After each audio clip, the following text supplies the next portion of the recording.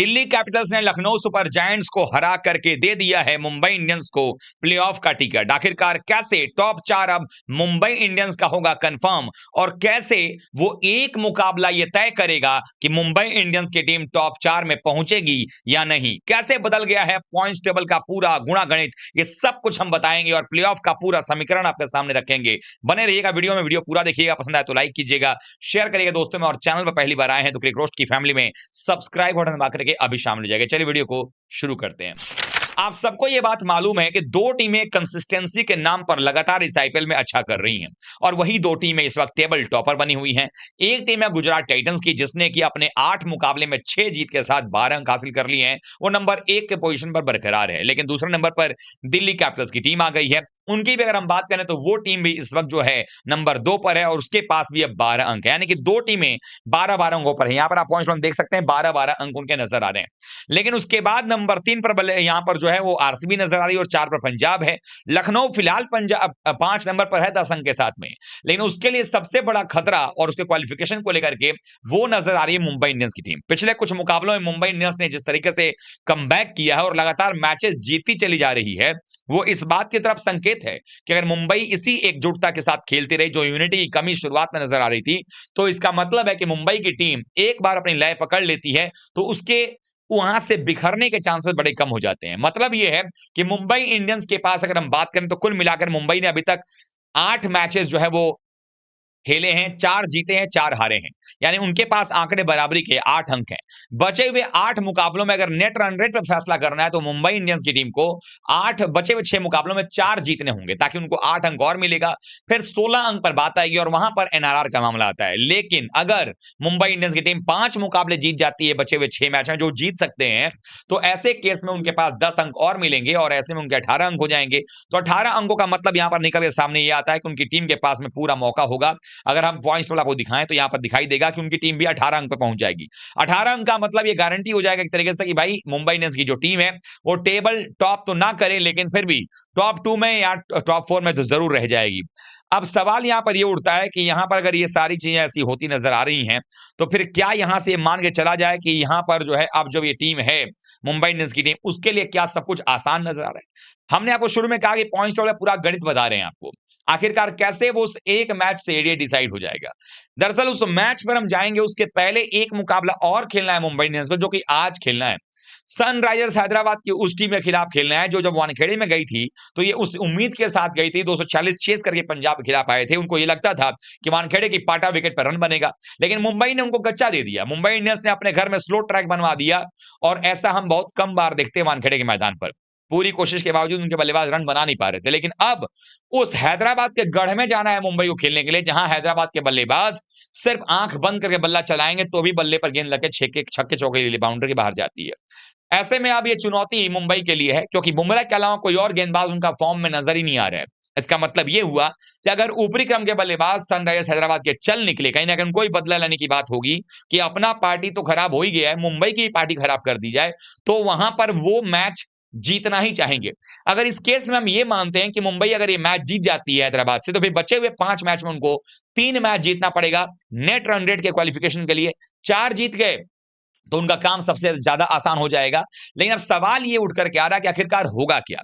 अब 6 मैच के अंदर में ये मैच जीतते हैं, 6 में उनको 4 जीतना है नेट रन रेट के लिए, 5 जीतना होगा 18 अंक के लिए, जिसमें क्वालिफिकेशन पक्का हो जाएगा।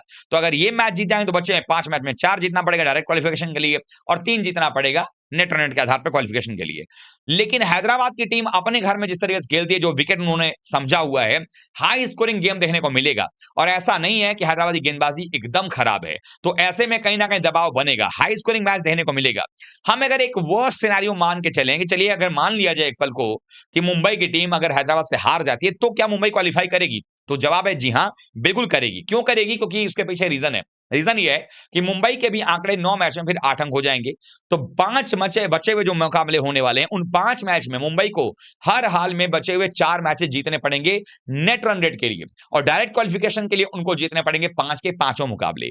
अब ऐसे में मैं जिस एक मैच की बात कर रहा हूं जो ज्यादा जरूरी है, वो मुकाबले की बात करूं तो वो मुकाबला कुछ और नहीं, लखनऊ के खिलाफ है।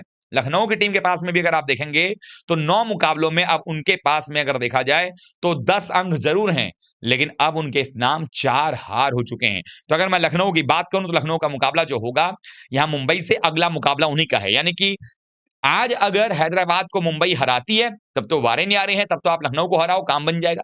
लेकिन अगर वो मुंबई हारती है हैदराबाद से, तो 27 तारीख का मुकाबला जो कि वानखेड़े में खेला जाएगा, वो बड़ा दिलचस्प होगा। क्योंकि स्पिन अगर ट्रैक बनाएँगे मुंबई वाले, तो उनके पास दिग्वेश राठी हैं, मणिमारन सिद्धार्थ को ला सकते हैं, रवि बिश्नोई हैं। अगर आप पेस अटैक का विकेट लाएँगे, तो मिचेल मार्श को पेस अटैक पसंद है, वो रन बनाते हैं। ऐसे में बड़ी ज़िम्मेदारी बुमराह पे आ जाएगी कि वो क्या करते हैं। यानी ये मुकाबला वो मुकाबला है जो डिसाइड करेगा कि लखनऊ और मुंबई में कौन क्वालीफाई कर सकता है टॉप 4 के लिए। हालाँकि टॉप 4 देखें तो गुजरात, दिल्ली कंफर्म लग रहे हैं, साथ में आरसीबी और पंजाब भी वहाँ पर है। लेकिन अगर पंजाब या आरसीबी में से किसी एक को अगर हटाना भी है, तो लखनऊ और मुंबई आपस में पहले लड़ाई लड़ेंगे। लखनऊ और मुंबई की बात करें अगर ये दोनों टीमें उस मुकाबले के अंदर मान लिया जाए ऐसा होता है कि भाई यहां से एसआरएच से हार के मुंबई जाती है और लखनऊ को हरा देती है, तो भाई लखनऊ के लिए मुश्किल बढ़ जाएगा, मुंबई के पास चांस बना रहेगा।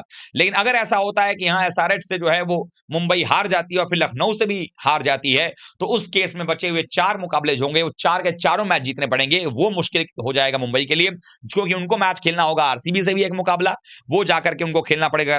दरअसल अगर हम बात करें मुंबई की, तो मुंबई को खेलना पड़ेगा कुल मिलाकर के। उनको एक मुकाबला खेलना होगा लखनऊ से जो वानखेड़े में, उसका राजस्थान से, चलो राजस्थान जीत जाएगी, राजस्थान जीत जाएंगे ये। लेकिन उसके बाद गुजरात से बड़ा मुकाबला है, पंजाब से भी खेलना होगा, फिर दिल्ली से। 3 बड़े मुकाबले होंगे और 4 मैच में से एक राजस्थान से अगर आप जीत भी जाओगे तो 10 ही अंक होगा। इसीलिए ये 2 मुकाबले मुंबई इंडियंस के लिए बहुत जरूरी हैं। आज हैदराबाद को हराना और ठीक अगला मैच लखनऊ को हराना। अगर ये दोनों मैच जीतते हैं तो फिर अगले 4 में से 2 मैच जीतना ज्यादा आसान होगा मुंबई के लिए। ये जानते हुए कि अगर ये मुकाबला हार जाती है हैदराबाद, तो फिर लखनऊ के खिलाफ जीतना ही जीतना होगा। डू और डाई मैच हो जाए, क्योंकि अगर वहां हारे तो बचे हुए 4 मैच में चारों जीतना मुश्किल होगा, क्योंकि आपके सामने सिर्फ एक आसान टीम राजस्थान आने वाली है। और वैसे भी क्रिकेट में यही कहा जाता है, उस दिन पर जो अच्छा खेलेगा वो जीतेगा। पहले से आप कुछ नहीं कह सकते। तो अगर यहाँ पर राजस्थान की टीम भी पार्टी बर्बाद करने पे आ गई, फिर मुश्किलें खड़ी हो सकती हैं। और ऐसे में भी आपको 3 मजबूत टीमों से खेलना है, पंजाब, गुजरात और दिल्ली। ये 3 टीमें हैं जो कि टक्कर देंगी। जहां पर बात है गुजरात से, तो ये मुंबई में खेलेंगे अपने घर में, पंजाब से धर्मशाला में खेलना होगा और फिर मुंबई में आकर के वो दिल्ली से खेलेंगे। तो ऐसे में अगर देखा जाए तो दिल्ली ने टिकट तो लगभग दिलवा दिया है, टिकट दे दिया है मुंबई को प्लेऑफ का, लेकिन कंफर्मेशन करने की जहां तक बात है, वो अब मुंबई इंडियंस को करना पड़ेगा। लखनऊ के लिए भी अगर हम बात करें, लखनऊ के पास भी सिनेरियो ऐसा बन रहा है कि अगर लखनऊ की बात करें, उनके पास भी 9 मैच में अगर देखा जाए तो अभी 10 अंक मौजूद हैं और उनके पास चांसेस ज्यादा बेहतर नजर आ रहे हैं। अगर हम बात करें यहाँ पर लखनऊ की मैं अगर चर्चा करूं, उनके पास जो मैचेस बचे हुए हैं, कुल 5 मुकाबले बचे हुए हैं अभी, उनमें मुंबई को अगर वो हराते हैं तो उनके पास 10 मैच में 12 अंक हो जाएंगे। फिर उनके मैच आरसीबी से भी है, गुजरात से भी है और हैदराबाद से, उनके भी कठिन मैचेस बचे हुए हैं। यानी मुंबई और लखनऊ, इन दोनों के लिए अगर क्वालिफिकेशन के रास्ते को पूरा करना है, पहुंचना है, बहुत कठिन डगर है, इसको पार करना होगा।